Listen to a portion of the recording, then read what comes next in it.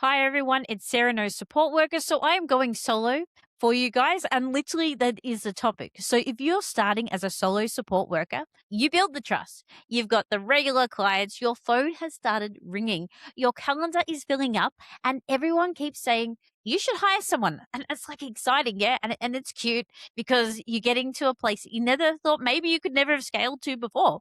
But nobody tells you how to do that without accidentally becoming an unpaid admin chasing payroll headache of a business it could turn into. No one talks about this at all. In this episode, we're going to talk about the logical next steps for solo support workers who are ready to grow and not growing like chaos or not growing in burnout. They are ready to grow. I now have 3 workers and somehow have less money. We're going to talk about it, okay? All right, so let's go. Point number 1, scaling is not about getting more participants. I said it, okay? The first mistake people make is they think that growth means more participants, more shifts, more workers. But real growth means that your business can handle more without everything sitting inside your head. And before you hire anyone, you really need to ask some very important questions. Can somebody else understand how I run supports? Do I have clear notes, processes, expectations on how support should look like? Do I know what kind of support workers I actually really need? Do I know what I can afford to pay my support workers? Do I know what the margins are? Because if the answer is no, you are not building a team yet. You're building a clone and it's going to be really stressful. And then you're going to do like timesheets on top of it. So let's go to like main point 2, hiring for values, not for availability. I have hired multiple support workers over my career, and I'm going to talk about this because it's incredibly important. In the disability support worker, availability is tempting. It is because you see it, they come in and you're like, excellent. I could support this support worker to have all these like people that they could support.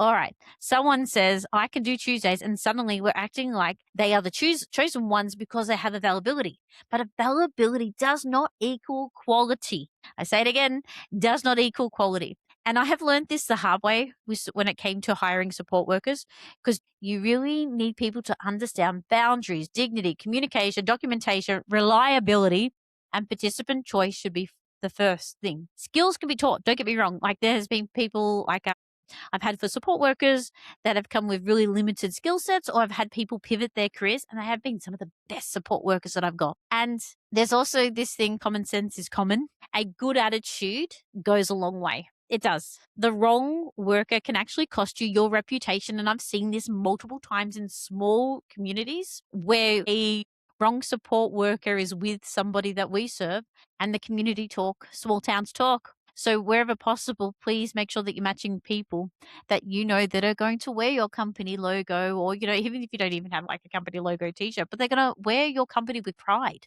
Your relationship with your participants matter, because at any given moment, you send the wrong person to them, they can pull the services and go to bob down the street and be okay with that. Nothing is guaranteed or certain when it comes to the people that we serve remaining and staying with you. And you want to make sure that we get this right, because sending the wrong support worker or, hiring and onboarding them, you can lose sleep and you can definitely lose money on this. All right, so let's go to point number 3. You need systems before staff. Yes, a support team needs structure. And before you go out and hire on onboard a support worker, I would be going back into your systems, pick your CRM wisely. And to do that, go do demos, go date them. I don't know, maybe you'll kind of feel like the bachelor and who's left with the rose, but you need to ask these important questions, because you want to be able to onboard staff and have that detail, but you also need the participant profiles in the CRM as well. And it needs to work for you, and it needs to be able to be clear. A lot of CRMs on this market right currently now are bloody brilliant and fantastic, and they do a really good job. Like I actually can't discredit them. What I will say is a CRM is only as good as what you're willing to put into it. So if you are building your CRM to begin with and to make it very clear and have processes in place, you're actually going to have better outcomes further down the track. So yeah, make it basic, have clear systems, because when you're CRM, like you want to have a clear onboarding process for our support workers, for our NDIS participants. You want to have a clear way to share information about our participants that is safe and compliant. You want that when a support worker turns up to support somebody, that there is a clear detail of what is expected for them to turn up for that person on their shift also, the expectations and the benchmark of what good looks like. You need to be able to have incident report steps. There needs to be an expectation that progression notes are a must. A communication process, a payroll and timesheet process is also very important for us to do as well, because that's the next step. And that will we can do this in another podcast down the track. But having these two systems that play out together is a happy support worker is one that feels valued, and to be able to be paid properly and correctly from the get-go is very important. And the SHADS award is a very complicated award, and it changes and it moves, and you need to be able to make sure that you've got systems in place to be able to be adaptable for that. A clear understanding of the award or the pay obligations is a must. It's not something that we can hide. I know if you're becoming a support worker and then you're going into this part here, a lot of detail and homework needs to go into this. There are plenty of organizations out there that can help you with that one.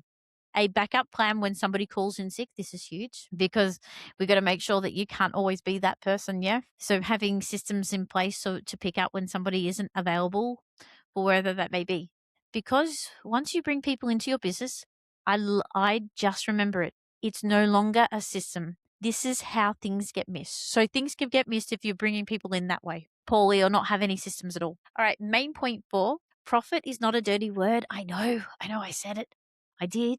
This one really matters, okay? Because support workers can feel really weird. I know, we feel weird talking about it, profit, because we come from the care side of things, where it is about putting the person first. And we're taught that. We are taught about putting another person in front of us. And profit is not good. It can be greedy. But profit is what lets you pay people properly, train them, cover them, admin time, handle cancellation, buy the software, stay compliant, and not completely burn yourself into dust. If your pricing only works when something goes perfect, it does not work. You need to have that plan B, A, D, C, everything in between, yeah? And you need to understand your numbers before you grow. And when I say understanding numbers, what is coming in, what goes out, what do you pay your support workers, what does admin cost, what happens when shifts are cancelled, the insurance, the software, the compliance costs are all involved. You cannot build a sustainable business on vibes and a Canva logo. Although, yes, the logo helps. All right. Paying. So we're going to talk about main point 5. You do not need to become the emotional dumping ground. When you're building a team, you need boundaries. You're not allowed to be available. You're not allowed to. You could, but I wouldn't advise it. Being available 24/7 just because you own the business. You are not everyone's emergency emotional support person. You are not meant to fix every roster issue at midnight. You are not meant to take on every participant just because somebody asked nicely. Sustainable growth means learning to say that is outside what we can do safely as a provider. We are not the right fit for support. I will need more information in writing. That needs to be reported properly. I cannot approve that without checking the numbers. This is not being difficult. This is being a responsible business owner for the people that we serve and the support workers that we have on our books. All right, our main point 6, start small and boring. I love this part. I do because yeah. All right. Well, let's get into it, Sarah. Everyone wants to scale quickly, but honestly, boring is so much more safer. Start with one worker.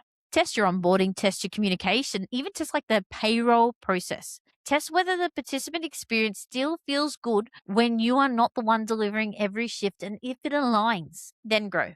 Slowly, with strong systems. So if you're a solo support worker thinking about building a team, this is your sign to pause for one moment before you sprint. You do not need to become a massive provider overnight. In fact, some of the people that we serve love the small providers because they give them options and opportunities that they couldn't get from a big one. You need to build something that is safe, sustainable, and not held together by your personal ability to remember absolutely everything. Good supports need good workers. Good workers need good systems. Good systems need time, money, and leadership. And if you are going to grow in a way that protects the participants, protects your workers, and protects you. because building an NDIS support team should not mean losing your mind or your profit. It means creating something that is actually working. Thanks so much for listening to today's episode.